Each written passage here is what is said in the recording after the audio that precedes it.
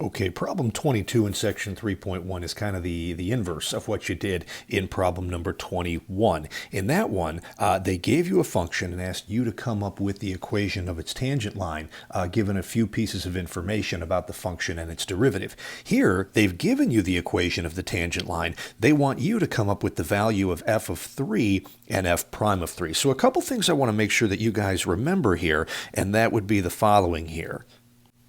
First of all, that the value of f of 3, that is a point on the original function itself. So I don't know what that y value is yet, but that point right there, everybody, is our point of tangency. The original function evaluated at this a value gets you that point of tangency. F prime of 3, though, and we'll figure out what that is in just a second, evaluating the derivative at that spot is going to tell you the slope of your tangent. So these are the two things we need to find with this point right here. Well, I actually think that this second question is a lot easier. Our linear function, y equals 5x plus 2, has a slope right there of 5. So if the slope of your tangent is 5, that's got to be the value of f prime of 3. So that one is done.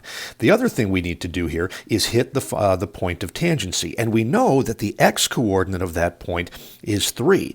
Now, what I want everybody to remember is it doesn't matter what the curve looks like here, guys. When you've got a point, I'm going to go with a point right over here. When you draw a tangent line to a curve at a particular point, the point of tangency, in this case right here, is a point that is on both the original curve. You'll notice that red dot is on the blue curve, but it's also on the red tangent line itself.